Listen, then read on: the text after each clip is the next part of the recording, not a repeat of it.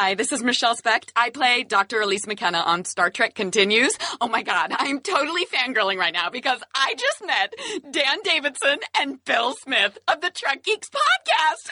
Oh my gosh, they are amazing.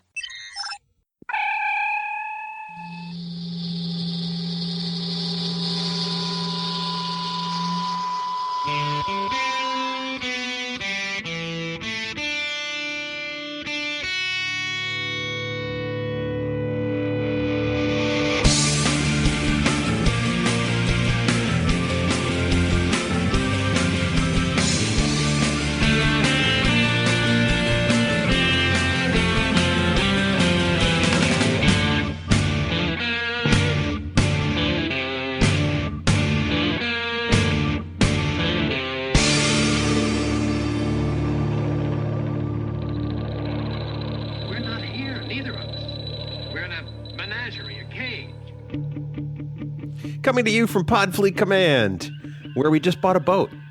It's the biggest little show this side of the Alpha Quadrant. Welcome, everyone, to Trek Geeks. We're so glad you're here. Thanks for downloading and listening. We are truly grateful. This is episode number 133, and I'm your co-host, Bill Smith.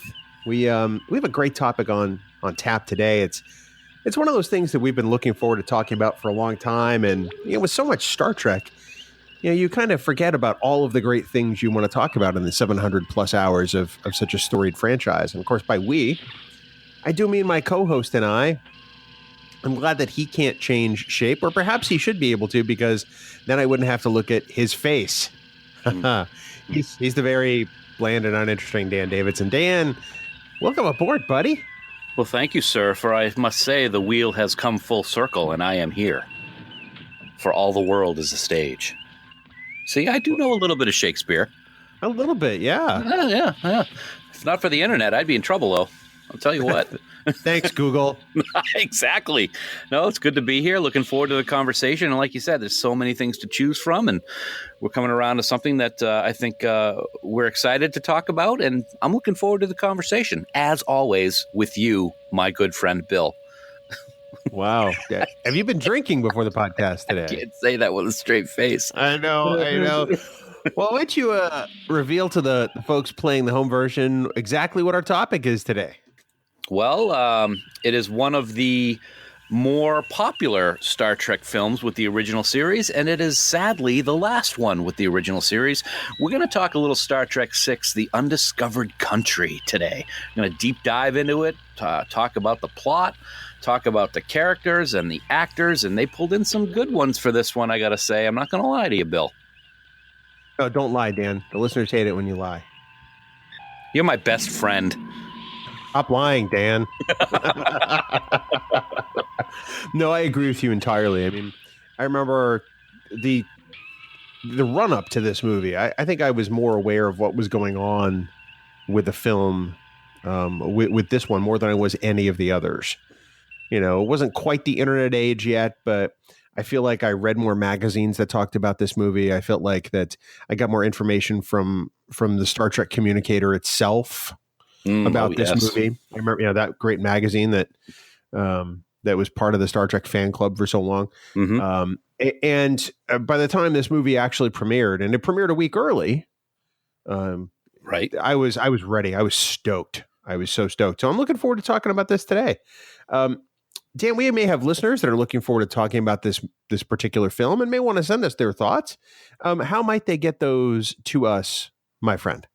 Well, it's actually easier than ever to get in touch with us. All you need to do is head right on over to trekgeeks.com/contact, and you'll find a whole plethora of ways to send us thoughts. And we want to hear from you, folks. So please do. You can leave us a voicemail. You can Skype chat us. You can fill out the contact form to leave us a message. And there's just, all kinds of different ways, like I said. So, plus, don't forget, you can click that nice big blue button on the right side of the website and leave us a voice message using SpeakPipe, and we'd love to hear from you.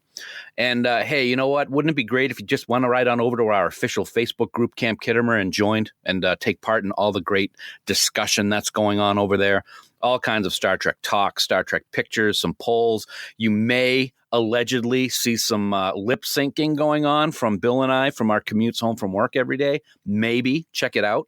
And, you're going to get early access to the episodes of the Trek Geeks podcast. So that's always a plus by being a member. It's very easy to do. Head right on over to facebook.com/groups/Camp Kittimer. And one of our wonderful admins, Heather, Jackie, or Dan, will let you right in to join in on all the fun. But please remember that any comments or messages you leave us in any of these places may be used in a future episode. Bill. Wow, that was almost like movie trailer guy. Well, I try. That's well, thanks a lot, Dan. We got to go back to the sports announcers at some point because next week on an all new Trek Geeks. Your independent Star Trek podcast. Yeah. I think somebody says that later. We should find out who that guy is because he's pretty good. I'm going to talk to him.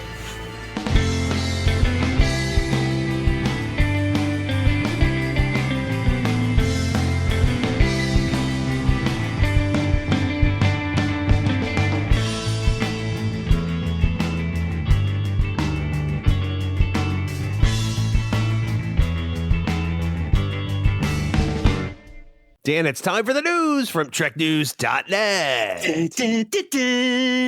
Spanning the Alpha Quadrant.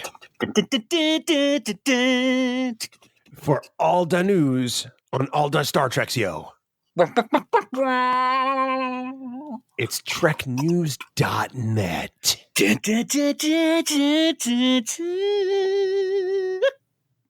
Online at TrekNews.net. And Dan, up first. So this coming weekend, it looks like there's going to be an awesome-looking panel for Star Trek Discovery at WonderCon.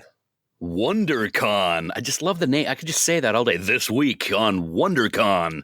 Yeah, it's a special panel that's going to be taking place at that convention, WonderCon, which is going to be in Anaheim, California, this coming weekend as this episode drops. So Saturday, March 24th at 3 p.m., if you're going to be at WonderCon, you want to mark your calendar and head to the correct room for an awesome discovery panel of behind-the-scenes kind of stuff. It's a whole, what's the best way to talk? The making of Star Trek Discovery panel, I guess, is the best way to put it.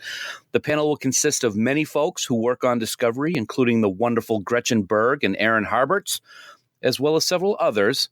And the coolest thing about this, I think, is that the panel will be hosted by the amazing Mary Chieffo. That's Laurel to you and me, Bill. And I got to say, I think she's been added to my must-have photo op at STLV this coming August. I'm in complete agreement with you. I hope that happens. That's got to happen. If not, I'm going to be a very sad Trekkie. Although I got to say, I mean, I get to this conventions in Anaheim, but I'm going to be honest. If I'm in Anaheim and I have the opportunity to go to WonderCon or to go to Disneyland, I think we know which one I'm going to choose. Well, yeah, but then you also got to think, some of the people out there in Anaheim go to Disneyland a lot, so they may not have the excitement to go there, and some of these people may not be able to get to STLV, so you got to pick and choose. Now, personally for me, if I'm going to watch The Wrath of Khan with Shatner Q&A or go to Disney World, I'm going to Disney World, but you're going to see Shatner. That's only because I'm not flying across the country to go to Disney World. Yeah, that's true. That's true too. But again, I'm just talking about me. I'm not talking about anybody else. About Disneyland in Anaheim. That's just my own personal take. Dan, next up in news, it looks like Star Trek is finally at the final frontier. It is indeed, yes. Discovery is now in outer space, if that's a good way to put it. Last week, Netflix hosted their annual Hack Day event, which sounds a little creepy, but whatever. And that gives their employees a chance to take a break and experiment with some new technologies. So one of the experiments that was done was to actually launch an iPhone playing Star Trek Discovery into outer space, which is very, very cool. The phone was attached to a I can't even say this word. I knew I was going to screw it up. Meteorological. Weather balloon? Yeah, so weather balloon. Thank you. And it actually reached an altitude of 115,000 feet, which is about 22 miles. So, yeah, there you go. It's out there. It's in space. It's floating around. It's pretty cool. Well, and I guess there were little heaters attached to the battery so the phone didn't freeze up, so that they could actually get Star Trek Discovery in space. That's very cool. Which is pretty neat. I'm not going to lie. It is. It's very cool. Although the irony here is that I think Hack Day happens with their U.S. staff, and Netflix is only available for Star Trek Discovery outside the United States. So I guess maybe that was the hack. There you go. Oh, they hacked into their own stuff. That's very cool. That doesn't seem like much of a hack. Probably not. No, Yeah. no, probably not. But I got to say, it's pretty cool to see a photo of that scene with Sonequa Martin Green in it, with the Earth, the curvature of the Earth behind it. It's pretty cool. Unbelievable. And Dan, looks like there's more Discovery news back here on Earth, and there are some nominations. There's some nominations, and these are pretty big nominations, I think. The 44th annual Saturn Awards are coming up soon, and Discovery has been nominated for 5 of these prestigious trophies, which is amazing considering it's the first season.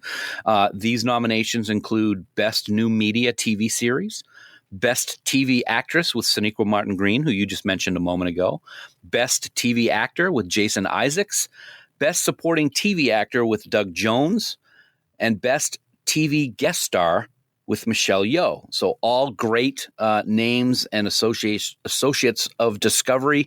Can't wait to see if they win it. And the other cool thing about this, Bill, is Discovery only trailed The Walking Dead in the amount of nominations, which is very cool when you think Walking Dead has been on so long.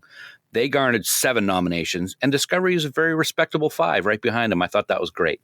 That's pretty fantastic. And the Saturn Awards are nothing to sneeze at, especially, in this genre. So Sorry. I sneezed at it. Did you just make the world's worst joke? No. Yeah, I think you did. You did. I'm trying. Especially considering, the fact that, there's lots of programming in this genre now. It's not like there's 1 or 2 series that have some sort of science fiction or a fantastic element to them. They're all over the place these days, and clearly Discovery stands out among them, I think. Yeah, I got to agree with that. It's really amazing to see how this type of new media has exploded over the last couple of years. How many Netflix series and Amazon series and Hulu series are we seeing crop up? And they're really great. And to see something like Discovery, which is so amazing on CBS All Access, have this type of recognition when you have all of these other shows really shows to the popularity and the perfection that the Discovery people have done in that first season. I can't wait to see if they win any of these. It'd be awesome to see a sweep. Same here. We'll keep an eye on it, of course, and let people know. We'll keep our fingers crossed. And then, Dan, lastly, it looks like we're going to talk a little Star Trek Online, because there's some really cool things that people who play Star Trek Online can do now. Yeah, last week we talked, Bill, about how you started getting back into Star Trek Online recently. Not sure if you have any update. I know we had kind of a busy week last week. Have you played at all, or are we still waiting to get started? I have not had the opportunity to play in last week, so keep our fingers crossed for the next week once my on-call ends. Oh, that's a good idea. Yeah, I haven't either, sad to say, but I do have some good news about people who are playing Star Trek Online, and that is this past week, a new product became available for players of Star Trek Online, and you can get your own personal starship that you use in the game turned into an actual model that you can display at home or at work or wherever you want. Thanks to, this amazing 3D printing technology just keeps getting better and better. A company called Mixed Dimensions has partnered with the makers of Star Trek Online to offer these ships, but better get your Quatloos and your Gold Press Latinum out, because they are not cheap. Prices start at around $200 and can go as high as $350 if you want a special hand-painted master artist version of your own personal starship. For more details and a special limited time introductory price, just head right on over to gameprint.net. Bill. Print your ships. Yes, indeed. I knew that was coming. I had a feeling that we would hear from the Admiral again this week. I love Star Trek. I love Star Trek ships, but $200 seems like a lot of money for a 3D printed model, unless it's like 18 inches long. I got a hard time springing for that. I do too, because one of the things I believe you can do in the game is, as you progress, you can get new ships. So which one would you choose? And is it mine right now? I'm flying the USS Coconut. I'm not going to lie, but I'm not going to get a printed version of it. Not for that price. I got to say. Well, and depending on what model ship it is too, right? I mean, exactly. If you're stuck with the entry level ship, you're not going to want to get that printed. You're going to want to bling it out. Bling, baby. I like that. Did you just bling baby me? Well, you just hundied me a minute ago with the 2 hundy, so I had to do something. All right. Yeah, I'll allow it. Thank you.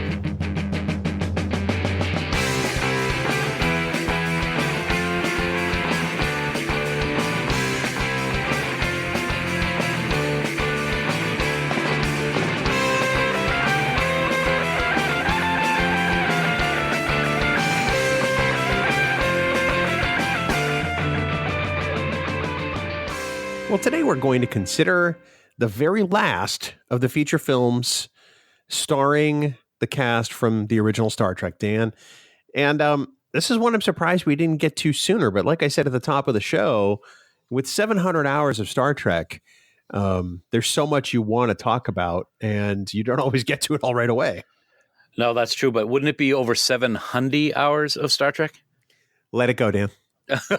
Okay, yeah. You're right. I mean, we've talked about so many things. You know, we're on episode 133, so it was bound to come up sooner or later. And like you, I'm surprised it has not come up sooner, but I'm glad we're talking about it now. Getting a chance to rewatch it after a while really gave me some new insight into the movie. And I'm looking forward to the discussion. I think there's going to be a lot of cool things that we're going to bring up and talk about, and maybe things that we had not thought of until recently. Well, you know, I think it's really interesting because we rewatched the motion picture and kind of came at it with a fresh set of eyes, whether we intended to or not. And it was a bit of a different experience for us as adults than necessarily it was as children to some extent. And now when you look at the Undiscovered Country and when it came out, clearly we were already adults, but right. We're in a different phase of our life at this point. You know, whereas before we were just excited for a Star Trek movie. We've, you know, kind of looked at this with a more critical eye with regard to the story and the plot and the time with which it was created. And well, we should say right off the bat, this still is a fantastic movie, right? Oh, yes, absolutely. We love this movie. It's one of the best of the Star Trek films, without a doubt.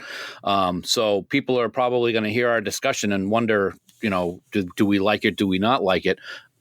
The movie's awesome. It is a Star Trek movie, without hesitation. I can say that. And I think you feel the same way. I absolutely do. You know, you don't have to wonder where the Star Trek is in this movie, although there are some elements that kind of make you scratch your head a little. We're going to talk about that in a bit. But let's look at the rough plot real quick. So the Klingons have essentially screwed themselves.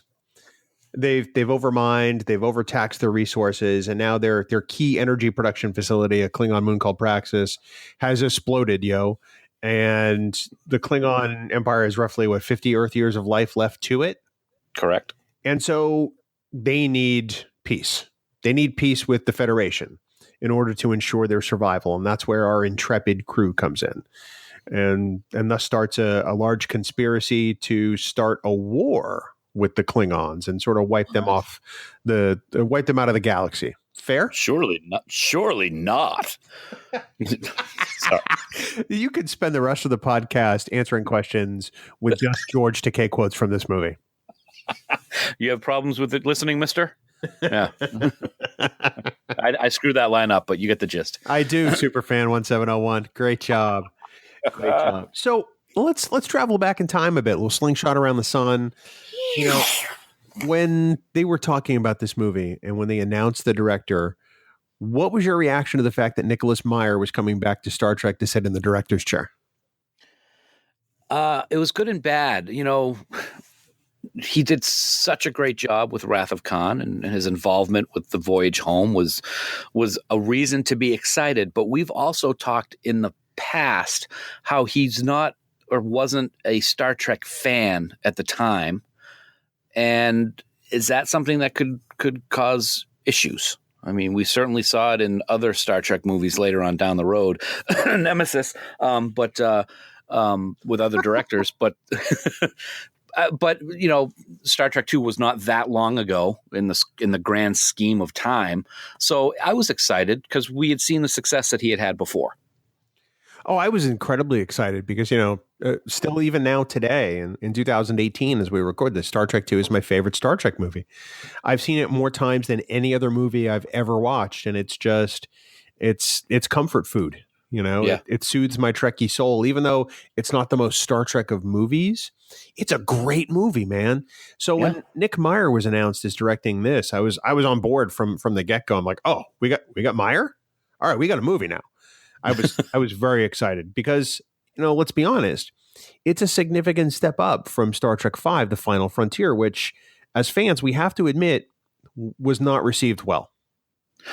Oh, we've said on this podcast that it's not Star Trek V is not a very good movie, and unfortunately it wasn't directed very well with William Shatner, and you got to wonder if the folks at Paramount decided, and no offense to Mr. Shatner, maybe they said, we got to bring a real director in here and take care of this last original series movie with someone who's got a reputation for good Star Trek directing, and that's what they did by bringing in Nick Meyer. Well, and not only did they bring in Nick Meyer to direct, I mean, they had a script that was pretty interesting. It was a bit of a departure. Well, much like the original series would change things up from time to time. You get a serious story and then maybe something a little more lighthearted. You'd get some space battle and then you get a whodunit. We kind of get this here in the movie franchise. Star Trek II was, a story of vengeance and survival. Star Trek IV, it's lighthearted. It's the one with the whales, as everyone knows. And then this one becomes a whodunit with political intrigue. So, I think it's true to the spirit of how the original series was produced in a way as far as writing. And that made me really hopeful. It's plus Klingons, man. Lots of Klingons. Lots of Klingons. And I think one of the things that's interesting about Star Trek VI is we've talked about this Star Trek myth for a long time, is the odd versus the even numbered films. 2 and 4 are fantastic. And then, 3 and 5 have issues, even though I love 3.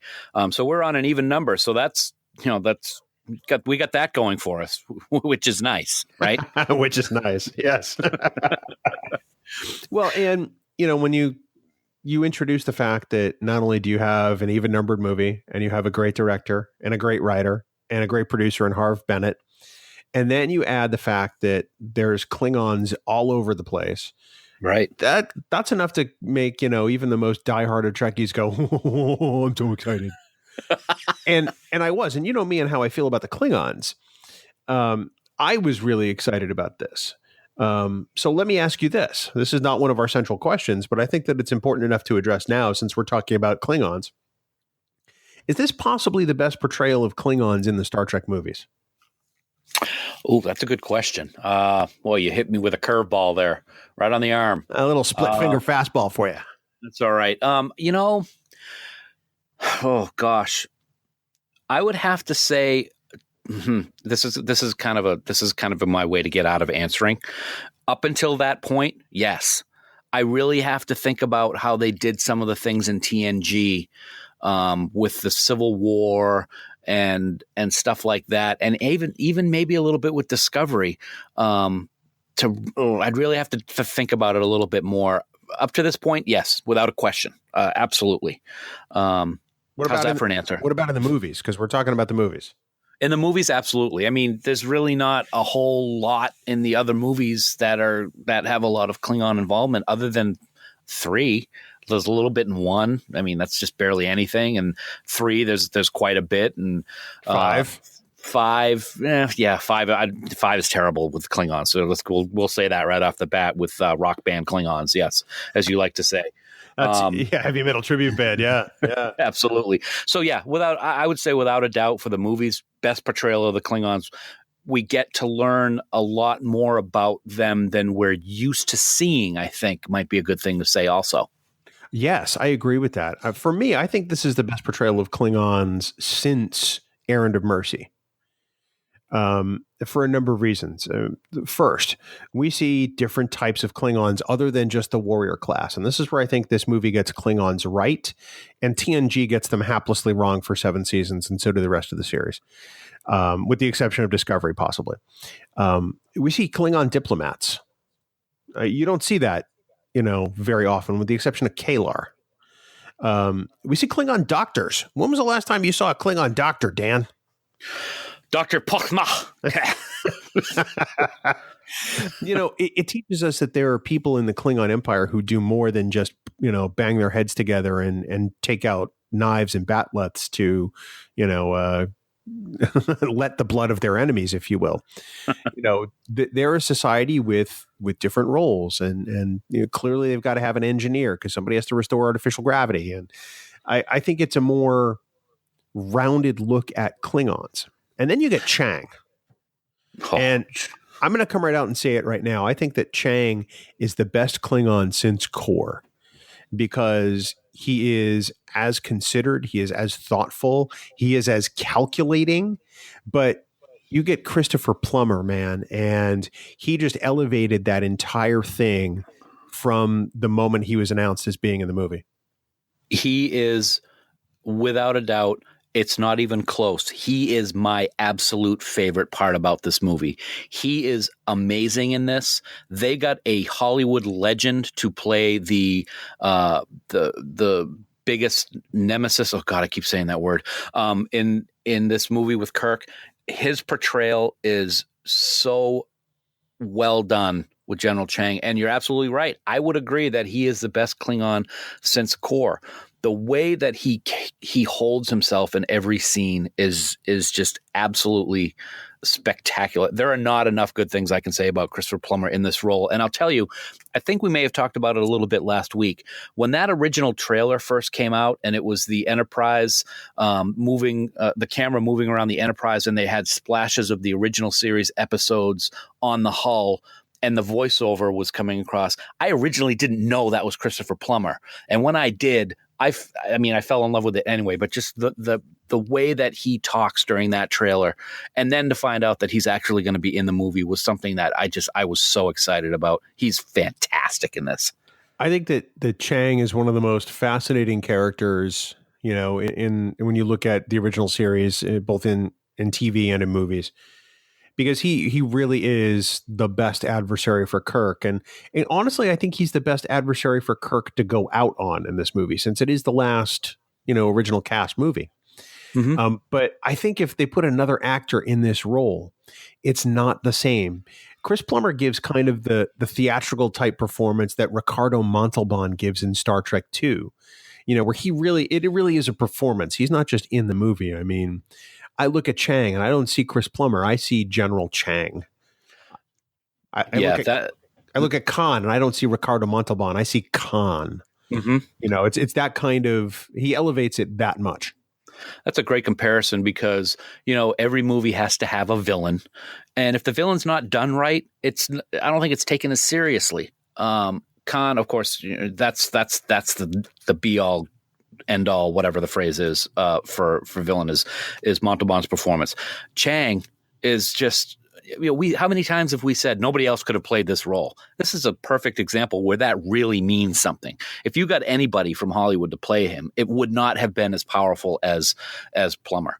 And not only his acting performance, but the way he looked. He looked like a Klingon. That patch bolted into his head, all those little details like that, the little tiny ponytail he had in the back of his head, and he had ridges in the back of his head, which we didn't see very often because he was bald for the most part. Just so amazingly done.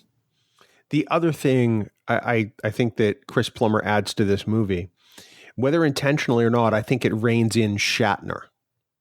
And it forces Shatner to be smaller with his acting. And by that, I mean, let me jump back for a second. In Star Trek II, Khan and Kirk are never in the same room together. That's right. So Kirk is always, essentially talking to Khan over the view screen or over comms. And in filming, Shatner's usually talking to a wall or probably somebody reading script lines. So Shatner can be as big as he wants to because there's nothing to react against. Mm-hmm. in Star Trek VI: The Undiscovered Country, there are a lot of close, intimate scenes with Chang and Kirk. Yes, they do talk some over view screen and over comms, but that whole dinner aboard the Enterprise, I think, is really some of the best scenes between the two of them because they're forced to interact with one another. And it causes Shatner to not be so big and so Kirk, so TV Kirk. It's a more intimate performance, and he's got to look more inside himself because he really matches Plummer, line for line and with intensity. And I think it's some of his best work is Kirk in those scenes with Christopher Plummer. Yeah, and the one that comes to mind as soon as you brought that up is the very first scene when Chang comes off the transporter pad and says, I've so wanted to meet you, one warrior to another. And Kirk is just like, right. That's a great introduction of how these two are going to mingle with each other, so to speak, throughout the rest of the movie. And you're right, it does reel him in because not to, again, I said this earlier, not to be mean about Mr. Shatner, he's not the biggest name in this movie. And I think that somehow transposes into his performance during the film. Yeah, I think it makes for a much more restrained and off-center Kirk because Kirk's not comfortable in this movie. Captain of the Enterprise, Kirk's the man. Kirk is in command and in the center seat, and he's knowing what he's doing 100% of the time. And he's thrown off by the fact that he's got to go on this mission that, Spock essentially vouched for him, which we'll talk about shortly. And now the Klingons are on board having dinner, which is really kind of uncomfortable considering that he's not a big fan of Klingons. That's an understatement. Yeah. It's interesting to see how he kind of pushes his frustration on other people. Now you said we're going to talk about it in a second, but it might be deserved on Spock because, when he leaves the bridge after the first communication with the Chancellor, he's under his breath. He's like, I hope you're happy and stuff like that. So he's kind of a jerk in that aspect of it. And it's because of that uncomfortableness, I think, that we're seeing things that we normally wouldn't see with the Kirk character in this movie. I was going to say Kirk's kind of bitchy. Yeah, that's a good way to put it. And I know exactly what that's like because I have to deal with you every week, man. So absolutely, I can agree with that. Wow. Yeah. Wow. It looks like you can walk to work next week. So let me ask you this about Chang, because, for me, he's, if Core is number one with me, and he is, Chang is kind of like 1A and not maybe like a hair widths apart from Core. But let's examine probably a more fair comparison since this is both from Star Trek movies. What about Chang versus Krug from Star Trek 3? Which one do you think is the better performance of a Klingon? Well, I'm going to preface it with saying this. Plummer's the better performance, without a doubt. I love Krug. I know that you and I differ on that opinion. However, I will say, with regard to Krug and Christopher Lloyd's performance, I've told you before, it took me half the movie to realize that it was Christopher Lloyd playing the character. The makeup was fantastic on him. And when I realized it was when he had a long speech, and all I could see was Reverend Jim from Taxi because of the voice. With that being said, you can't think of Krug without thinking of Reverend Jim from Taxi, so that kind of hurts it a little bit. Does that make sense? It's exactly, it makes sense because from the moment he opened his mouth in Star Trek 3, I can I've come a long way for the power of Genesis. Exactly. Yep. And I love I think the character is great. I love the way he is in that movie. He's got a lot of humor to him, but he's got a lot of ruthlessness as well. But there is always that little side thing that, oh my God, this is Dr. Brown and Reverend Jim. So it kind of, I don't know, takes away is the right word. Christopher Plummer, you can say, oh, he's the guy from Sound of Music and he's a Hollywood legend. You don't think of that when you're watching Star Trek VI. You don't think of Christopher Plummer, as you said, as anything. You think of General Chang. Yeah. Where I don't do that with Commander Krug.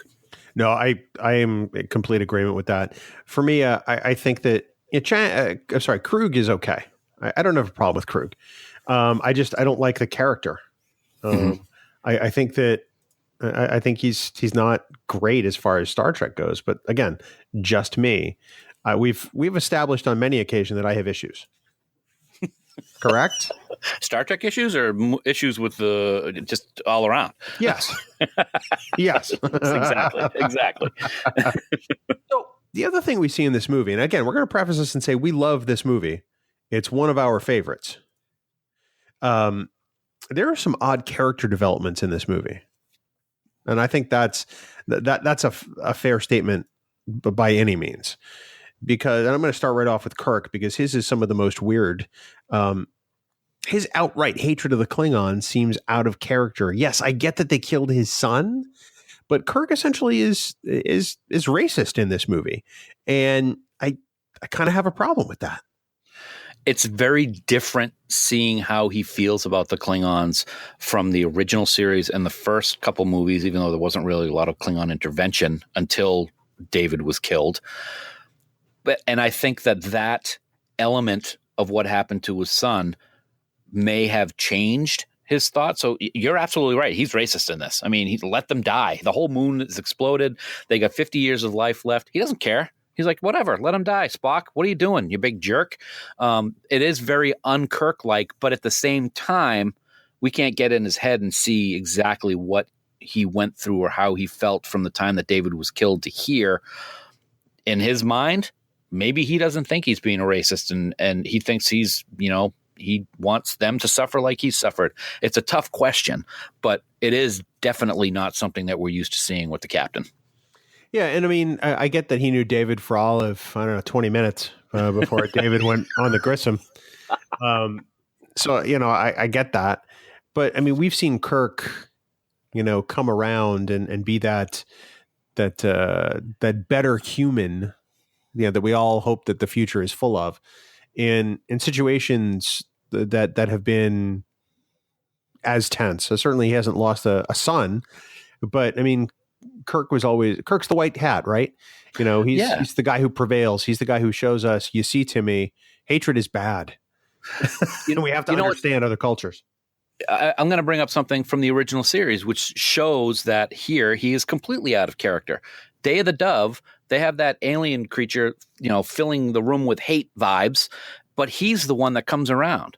Even though he's being manipulated so that they all hate each other, he's the one that still is able to come around and figure out a way to find peace, so to speak. And it is a complete opposite here. He doesn't care about peace. He doesn't care about anything about the Klingons except having them all die. And Kirk killed the Klingon that was responsible for his son dying. So the fact that he would carry this grudge against the entire race just seems a little out of character for me personally, because Kirk is evolved on some level. And we see him evolve in this movie, the very end. He comes full circle in this movie with his hatred of the Klingons to understanding what the importance of peace is and bringing them all together. So he does come full circle, but for the most part of the movie, you're absolutely right. It is a little bit something that we're not used to seeing with him. Yeah, and then there's Spock, because Spock, Kirk's best friend, pulls an end run on Kirk and doesn't even talk to him. Oops. Yeah, he drops this, oh, by the way, hey, we're going to be the olive branch. We're going to go pick up the Klingons. We're going to bring them to Earth, dude, And that just strikes me as so outside of what might normally happen with Kirk and Spock, because they're like brothers. They're brothers and they're best friends. And this movie, for me, is the one that Spock is most different in. We see so many parts of Spock that we've never seen before. That whole end around thing is obviously one of the biggest ones.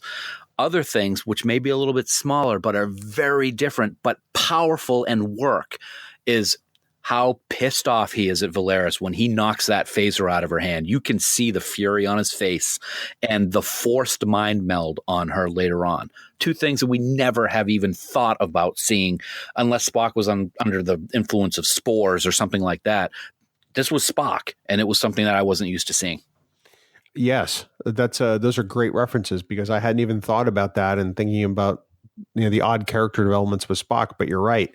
Especially when he puts her through that mind meld, which is its own kind of violation on some level. Exactly. And then he's affected by it afterwards. I could understand where it would be, a challenge. I can understand where it might affect him, but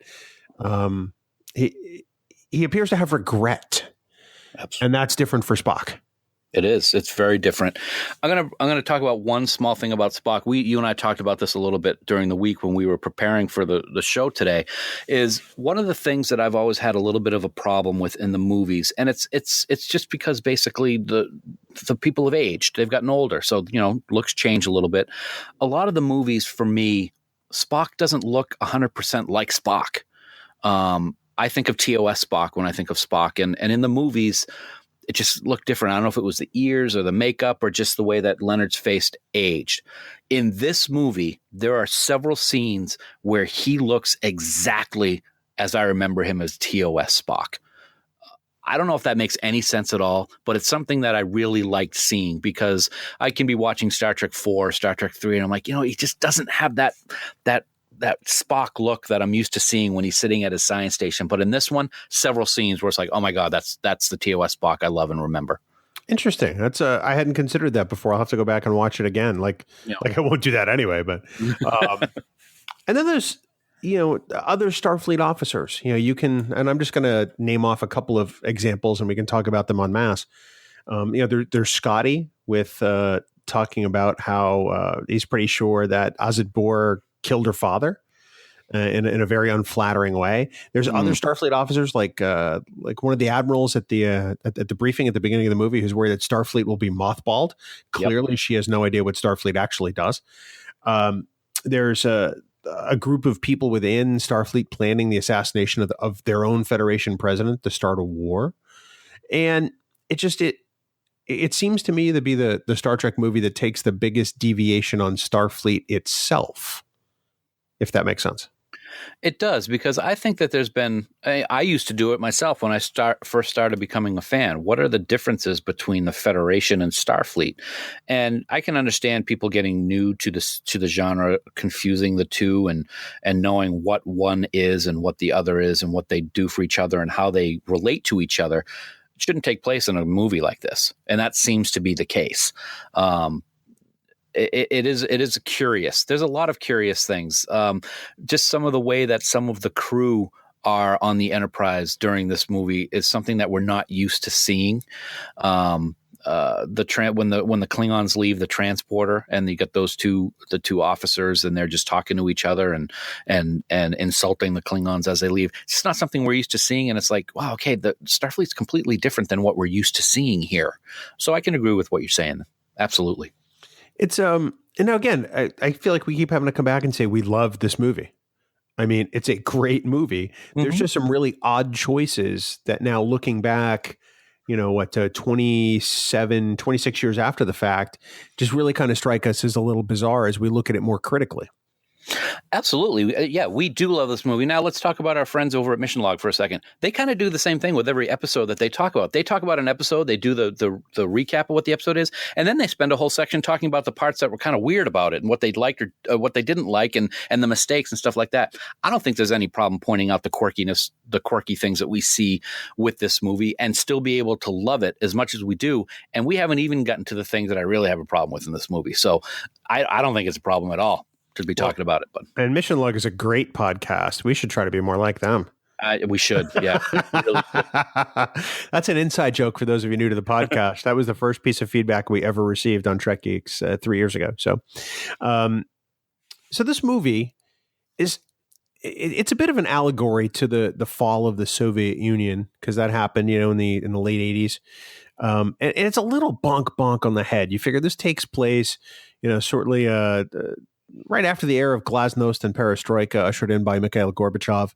And the Klingons here, they are, a direct stand-in for the Soviet dictatorship and the Soviet Union.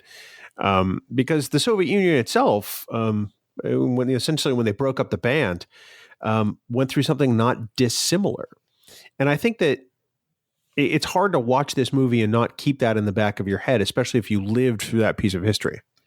Well, actually, it's a great bookend when you think about it. Think about the original series and the Klingons. I think it's a great way that they were able to wrap up the original series stories by having these Russians as the central theme of the movie. I agree with that 100%. I agree that it's bonk bonk on the head, but I also think that it's done in a way that works and is not too over the top. Okay. Yeah. All right. Well, I suspect we're going to come back to that in the central questions in just a few minutes, but it's something to keep in the back of our minds. Let it simmer a little bit. Percolate. Percolate like coffee. Yum. I do have to say that one of the things that works for me very well and still makes me a little teary-eyed to this day is the entire bit just before the end credits where they're signing the logbook. You see the signatures. Initially, they wanted that to be the signatures of the characters, but somebody, probably Harv Bennett, I'm not quite sure, I'd have to look it up, had the presence of mind to say, no, it should be the actors because, they're sort of closing the chapter on this crew. And it was just brilliant because you see these names, being signed across the screen, and it makes you a little emotional if you're an original series fan. A little emotional is an understatement. I'm going to be quite honest with you. I watched this. I watched Star Trek VI over the course of a couple of days during the week because we had the bad weather here in New England again. And the other night I was finishing it up and that scene came on and I'm watching the signatures all come across. And tears started when Leonard's name came across the screen. It still hits me that hard with him. None of the others. It's like, oh, I miss Dee and I miss Jimmy, but his name coming across the screen, it just hit me like a truck. And I also got to say, William Shatner, of course, being Captain Kirk, was the last signature to come across. His signature on screen don't look nothing like the signature he put on my photo at STLV, yo. It's gotten a little shorter. Yeah, a lot shorter. Let's just say he goes for an economy of effort now when he signs. Plus, it's legible. It looks like it says William Shatner on the movie. That's all I'm going to say. Mine's legible. It just doesn't look like William Shatner. Can't say it online either. Can't say it on the podcast. You really can't. So let's talk about a few things that didn't necessarily work for us. And again, keeping in mind, I know what your big thing is, and we're going to talk about it in the central question. So if you save that one for the end, sure. What other things don't necessarily work for you as far as this movie? There's some weird things that happen that we've never heard of before and we've never seen again in this movie. And it's done in a way to make it a major plot point. The one that stands out the most for me is firing a phaser on the ship when they're in the kitchen and Valeris shoots the cooking pot where the mashed potatoes are in and they stay in the form of the pot. And then the alarm sounds. Huh? What? Well, first off, those have to be the gummiest mashed potatoes on the planet. They need a new chef. Yeah. Oh, maybe it's Riker. You never know. Well, yeah, because he can't make an omelet either. That's right. Yeah, that one, that's such a huge question mark for me because we never, ever see that again, and we hadn't seen it up to that point yet. And we've seen phaser fire on starships before and after this movie. And it just seemed to be a convenient thing that they added in so that they could have a part of the plot that they needed to answer for. Yes, I agree with that. I'm going to go ahead and throw in one of mine, and that is the slow clap. The alien at the end that has his arm stuck way out in front of him and starts clapping like, he's never clapped before and starts the slow clap. It's like, all right, guys, I get that this is a staple of the 80s, but it's 1991 now. We are past the slow clap. I find it painful. They could have gotten out of that scene in a number of different ways, but this isn't the Karate Kid, okay? Oh, wow. You're welcome. Very well done. I'm going to ask you, I think there's another one that you have a very big issue with, and I'm just going to preface it like this, and then I'll let you answer me. I'm willing to bet money that you have a problem about that in the movie. That would be money. Money. It's like, well, he's maybe I missed something, but a problem with what? No, I get it. Okay. Yeah, how could Scotty buy a boat when there's no money in the future? Yeah, and in that very movie, we hear that there's no money because McCoy would pay real money to have Chang shut up. Yeah. It's just minor inconsistencies like that make me go, oh, yeah. But What else you got, Dan? Oh Lord, what fools these mortals be! It's hard to come up with things without getting to my biggest issue with the central question. But it's not a problem with the movie, but this is something that we also talked about this week: is how they changed the ending for the release. Yeah, it's a huge portion of the film that, with the changed ending that we didn't see in theater, makes it even more a powerful story. And I can't understand why they didn't put that in the theatrical release. Okay, so for those who don't know, when Star Trek VI: The Undiscovered Country premiered in theaters, it had all of the scenes with Rene Auberjonois, who later would become Odo in Star Trek Deep Space Nine, chopped from the movie. So there was no Colonel West. There was no Operation Retrieve discussion in the Federation President's office. And more importantly, there was no reveal that the assassin at Camp Kittimer was actually Colonel West in Klingon makeup. I know, right? When you saw it in the theater, you were left with the impression that the Klingons tried to assassinate the Federation president. And that was it. You had no idea it was Renee underneath all that makeup because that was never exposed. Nor did they make the line, "This is not Klingon blood." You didn't hear it. Now, when the movie comes out on home video, I bought it on VHS the weekend it came out. I think I paid about $40 for it at the time. And I'm watching this, and I'm like, "All right." And what's this scene? What the? Yeah. Rene Auberjonois was in this movie? And then you get to the end, and it completely changes the tone of the movie. It deepens the conspiracy. To be honest, I think it makes it a better film. And why it wasn't that way in theaters, I will never understand. Cutting that out, I think, was a huge mistake because you just said it makes it so much more powerful when you realize that it was the high brass in Starfleet that were plotting this whole thing and were actually doing it. I mean, he had the president in his crosshairs. It's amazing that they did it the way they did. It's so much better a movie, in my opinion, with the Renee scenes because it really it's like a slap in the face type of thing. I think it's great. One other thing I wanted to make mention of, because you actually said something about it, is the Klingon blood. Everybody talks about the Klingon blood with Star Trek VI, and it had to be pink so that it wouldn't get an R rating, which is kind of amazing when you think about today. They could have done all of those things plus more with regular blood, and it would have been fine, I think.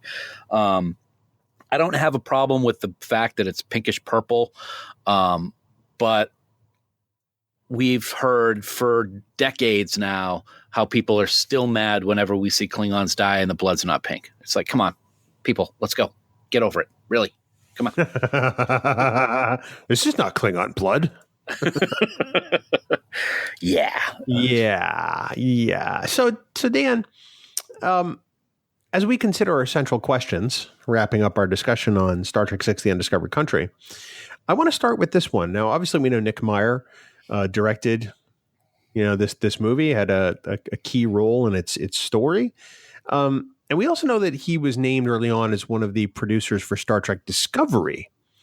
And so it forces me to ask this question. Does Star Trek Discovery get some of its DNA from this movie as far as Starfleet? It's something I keep thinking about as we keep, going back to this movie and thinking about the season that just finished. Mm-hmm. But I'm interested in your thoughts on this. Yes, I'm going to try to answer this, and I'm going to answer it without giving away any spoilers, because as everyone knows, Trek Geeks does not give Star Trek Discovery spoilers. It does. I think it definitely does get some of its DNA from this movie. I can't go into a lot of detail of why I think that without giving away spoilers, but I think it's very apparent the way that the Klingons are in Discovery and their thought process, that it is tied together. Of course, the Klingons in Discovery take place, what is it? It's probably 10, 20, 30 years or so before Star Trek VI. But I think that definitely there are some seeds that are laid in Discovery, which kind of come back with Star Trek VI. It's kind of like reverse DNA, if you think about it, because Discovery has been filmed after Star Trek VI. But I think with Nick being involved, I would be very surprised if we ever were to talk to him and he said, "Oh no, we didn't even think about Star Trek VI when we were talking about Discovery." I think it definitely had discussion. Well, I remember, before Discovery premiered, and there was the panel at Star Trek Mission New York or whatever it was, that con, and Meyer was there. And there were reports that there were influences from the movies that he was going to use. And I'm forced to conclude that this is one of them, the way that Starfleet is, the way it's not necessarily overly positive necessarily. Mm-hmm. The fact that there is at times a darker element that they must consider, especially since in Discovery it was a Federation at war. So I'm forced to conclude that, I think there's really strong influence on Discovery from Star Trek VI, The Undiscovered Country. I get that it takes place later in the timeline, but it was produced certainly decades before. And it's interesting to see some of the choices that occurred for Discovery. It makes me think about them a lot more now, especially from a production standpoint, now that I've watched Star Trek VI again. So you see similarities and it's unfortunately bad similarities, and not bad in that it's a bad similarity, but the things that they're doing are bad.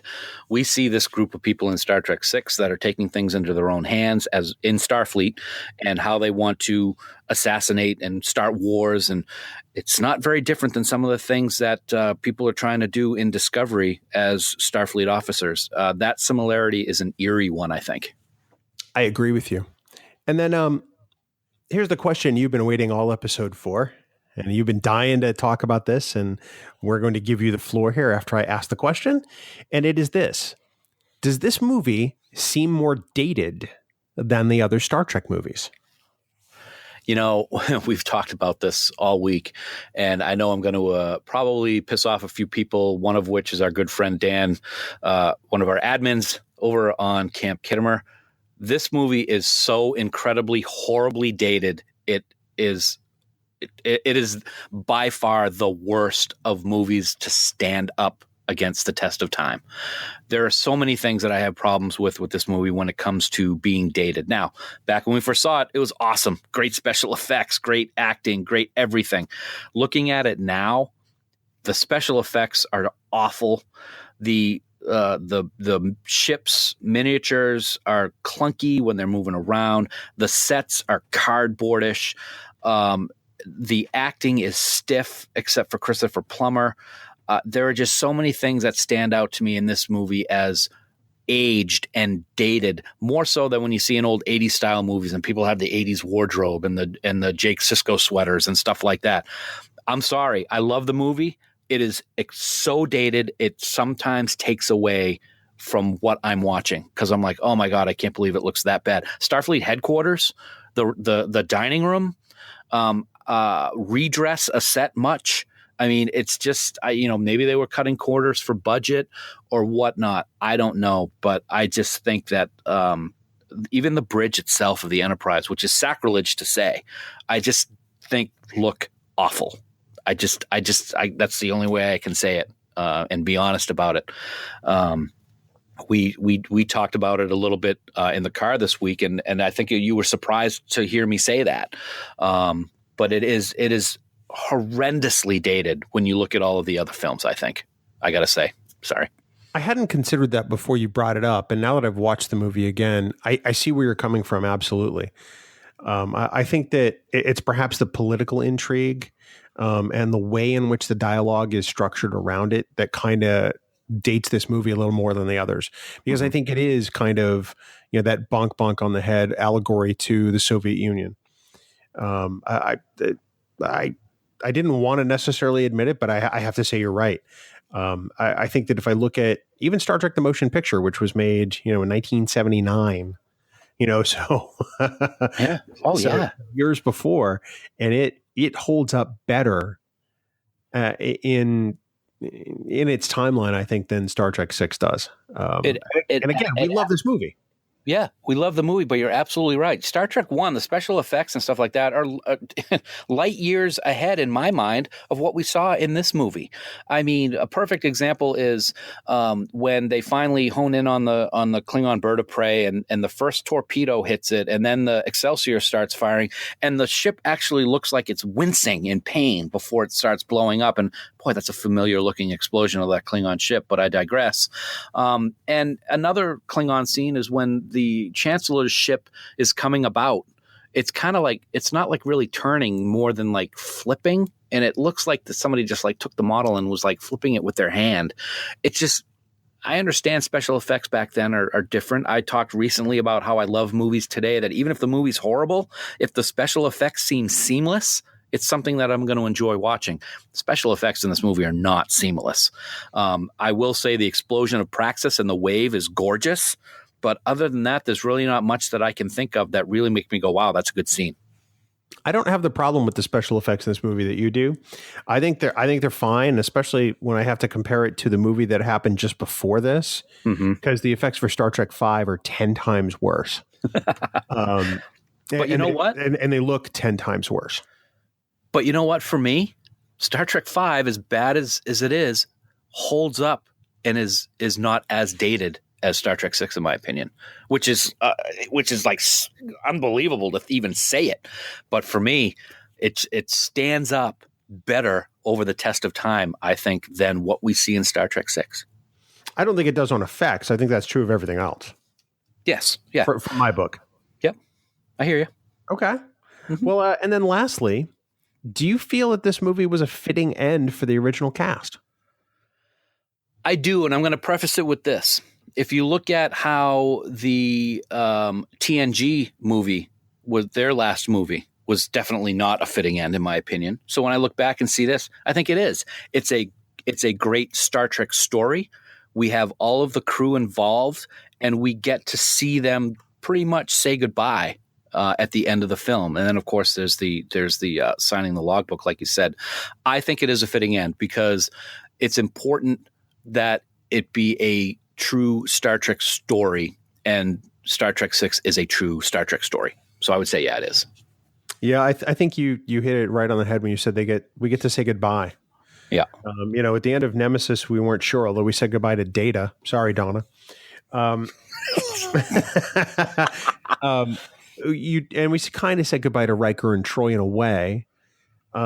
We knew that this was the last voyage of our original series crew. So there was that closure, although I hate that word. Mm-hmm. So I think it was a fitting end. Like I said, we keep saying we love this movie. I do love this movie. I do love that they get to go out on such a strong note. And like I said, that signing that logbook really is just the perfect way to say goodbye to that cast one more time. So that's kind of I agree. Absolutely. I agree with you, man.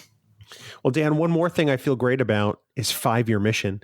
They are every ounce of music you hear on Trek Geeks. We love those guys. We are so grateful that we get to use their music in each and every episode of both Trek Geeks and Discovering Trek.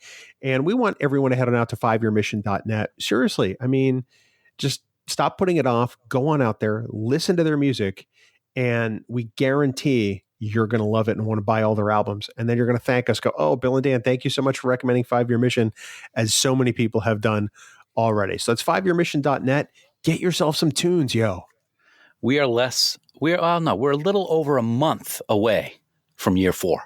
Math is hard. Just about 5.5 weeks, maybe.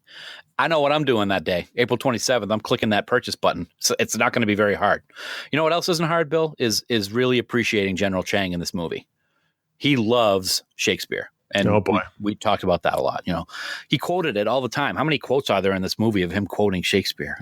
Our revels are now ended, Kirk. Great line. I love it. Great line.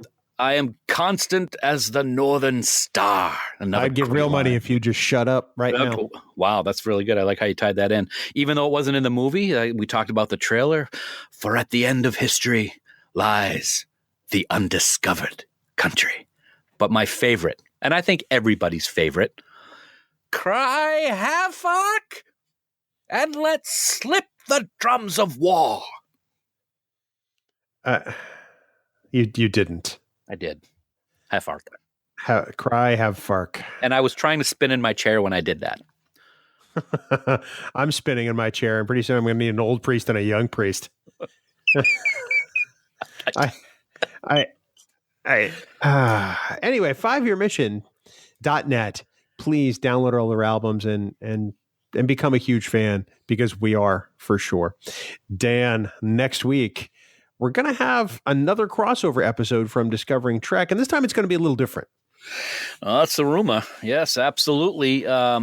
this week over on Discovering Trek, we're going to be dropping a special off-season episode to talk to the New York Times best-selling author Dayton Ward. Among other things, we're going to talk about his new Discovery tie-in novel entitled Drastic Measures, which we certainly recommend to everybody. And speaking of tie-ins, just a few weeks ago, we dove deep into the classic TOS episode, The Conscience of the King, and spoiler alert, the events from that episode are a huge part of his new exciting novel, so we're thrilled to talk to him. We can't wait, and we are sure that you are going to enjoy the discussion next week on Trek Geeks, your independent Star Trek podcast. Bill? Looking forward to this one big time. I mean, we're going to talk more than just Drastic Measures. We're going to talk about novels in general. We'll talk about how a fan becomes a writer, and maybe we'll talk a little bit about the problems presented by canon. That's just off the top of my head. That sounds pretty good, doesn't it, Dan? It sounds awesome. I can't wait to do it, man. It's going to be great to talk to him. I love it. And now, of course, we want to say that for more great Star Trek discussion, you can check out our friends at the Tricorder Transmissions online at the tricordertransmissions.com. So many podcasts over there, Dan. And I subscribe to them all. So I can tell you firsthand, if you're a Star Trek fan, and you probably are if you're listening to this show, they have something for everybody out on their podcast network. So please check out the Tricorder Transmissions. And of course, for all the news on all the Star Treks, please visit our good friends at treknews.net. For now, this has been episode 133 of the Trek Geeks podcast. We do hope you all live long and prosper. Give every man thy ear, but few thy coconut. Little Hamlet there. Wow. Okay.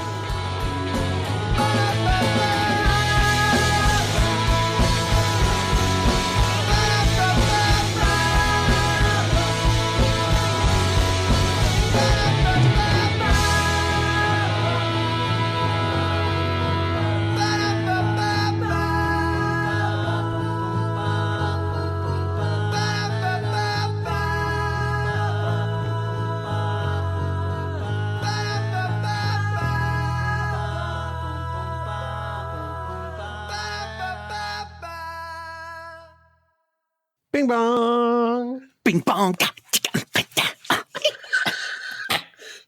Still shock. We have been getting some great comments for those. That might have to be a daily thing or a weekly thing now. We're gonna run out of Michael Jackson songs or duets anyway. Yeah. We can do it with anything. You can do it with anything. I've learned so much in commuting with you. I had no idea that you could really do all of the Michael Jackson dance moves from a seated position. I'm a good dance seater. Let's try that again. I'm a good seat dancer. A dance seater. Hashtag dance seater. Yes. Yep. Yeah. If I'm stationary, I'm. Look out. But if I have to get on my feet, look out. Not in a good way. Don't be standing in the damage path. No. What you drinking today? I'm back to Caramel Hideaway like I was last Sunday. Thank you for the sample, by the way. Oh, you're welcome. Did you enjoy it? I did enjoy it. This morning I'm going with Starbucks Graham. I'm sorry. It's the first time I tried it. It's not the best. It's not the worst, even though it's Starbucks. I'm not a Starbucks fan. I find I can't drink their coffee because it irritates my stomach. It doesn't so much irritate my stomach, but if I want to pay $7 for a drink, I'll go to the bar. There better be a half a bottle of booze in there. Exactly. So that's not bad. I'll go back to my brown sugar crumbled donut or cinnamon sugar cookie tomorrow. Green Mountain Coffee. It's we good. Love them. We love them. We should hashtag we love them. We love them. It's one of the few great things to come from Vermont. Wow. Maple syrup is not one of them. Our apologies to all our Vermont listeners. Yeah, the ones that have internet. Wow. Well, come on. We live in New Hampshire, okay? Yes. We're entitled to give a little grief to Vermont, even though it's loving, kind of like that cousin you can't stand who only shows up on holidays. Our upside down brother, Vermont. Ain't that the truth? Yes. And their maple syrup is just dreck. I'm sorry. I don't even know if I've ever tried their maple syrup. Don't bother. You'll ruin your taste buds for life. Okay.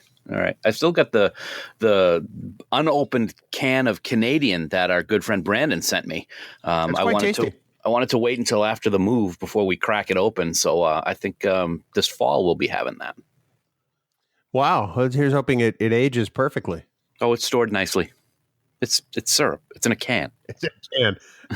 I've never seen syrup in a can you have to pry open. With a bottle opener. Yeah. Or a can opener, I should say. Yeah. You could try a bottle opener, I'm sure. Remember the old High C and Hawaiian punch cans? You had the notch on each, on the top and on the opposite corner to get it to pour. And it would come out like one of the water fountains at school with the little. Yeah, that's what this reminds me of. This can. Yes. It's nice. It's a nice can. I like it. No, and the syrup is good. I've had it. I'm looking forward to trying it. I'm sure I'm by the time this drops, I will have already been a guest, but I'm going to be on his podcast Monday, and I'll have to tell him that I'm looking forward to tasting it. Yeah. Mm-hmm. You could just open it now and just guzzle that stuff right down. I don't want to do that. I want to save it. You're getting ready to drink maple coffee all over the place. Why don't you just add some real maple to your coffee? We do have some New Hampshire real syrup that's already open, so why would I want to open something else when I have something to use? That's just not prudent. Come on, Bill. I don't know what to do with you. You're such an idiot. Yeah, let's just open this and waste it. Okay. You didn't enter into the record that you had New Hampshire maple syrup. It's not even your house. It's okay. So, all right. I love Donna. Love my sister. Love talking about her here on the podcast because she, for some reason, thinks Alex Trebek was in Insurrection. But anyway, I digress. She refuses and will never and does not use real maple syrup. She only uses that garbage stuff like Vermont Made or Mrs. Butterworth's or something like that. Or Aunt Jemima. Yeah. I just find that very weird. It is syrup-like substance? Yes. Yeah. With why? I don't know. The only thing that's syrup-like substance is it's syrupy. I don't get it. I just don't get it. Are you sure? Are you sure one of the two of you is not an alien baby, like dropped off by aliens for a long-term experiment? I can't confirm nor deny that. Huh. Yeah. Okay. Yeah. Thanks. I don't even know who you're defending, but I'm going to say thanks. I'm not defending anyone. I figured the two of you are so radically different. That's true. That one of you has to be like from a different planet, literally. Maybe she saw Alex Trebek on that planet. Oh, maybe it's a planet full of Alex Trebeks. It's like Trebek 7 or something like that. Is the name of the planet. That would be the nicest planet in the galaxy. Well, hello. Oh, sorry. Half of the population we were looking for was Ipswich clams. Half of the population has mustaches. The other half doesn't. Do you remember when Alex Trebek used to host High Rollers? Not at all. It was essentially a game show based on playing craps. Of course, they couldn't say that on television, right? But it looked like a craps table, and there were these giant, oversized dice, and you would answer questions and earn the ability to roll the dice to win money and prizes. Mm-hmm. And he did that years before Jeopardy. Not ringing a bell. Wow. Yeah. Your 70s game show foo is not strong. You can ring my bell. All right, whoa, wait, Spotify. Oh, that's right. God damn it. We can't do anything fun now. Well, some would say when you're here, we never do anything fun, but that's just me. Yeah. Oh. Thank you. Okay. And besides which, I don't think our listeners need to be assaulted with your version of Ring My Bell. And that popped into my head because there's a commercial on TV now with that song, and it's on a lot. And I heard it. Oh, really? Yeah. I don't know what the commercial is. Knowing TV around here, it's probably for some stupid local car company because it's all it seems to advertise. Peter's Honda. Oh, God. Peter's of Nashua. Jeez. Wow. Okay. If I ever meet the person who does that voiceover, I'm going to slash their tires. Wow. Okay. Now that's on recording. That's good. That's not too smart there. It's not like I said I was going to assault them. I'm not going to do that. I'm not a violent person. Mm-hmm. Okay. Wow. What did you say? I see how it's going to be. Yes, sir. What, Dan? Would you stop swearing, Dan? Stop it. Wow. Stop, Dan. Gee, we got to record. Cut that out. I'm just going to insert a big long string of bleeps there. Wow. You're mean. That's the power of the edit, right? It is. That's true. Power of the editor. Uh-huh. I made myself laugh so hard that I had to cough. Are you ready, jerkhead? Yes, I am. Dumb face. You dumb face. Yeah, your face is dumb. Yeah, well, I'm rubber and you're glue. So whatever I say, something like that, it's back on you. So I don't know the saying. Yeah, clearly. All right, slam your coffee mug down and let's go.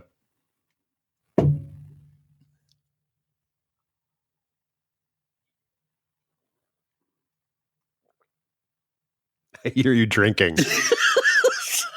Sorry.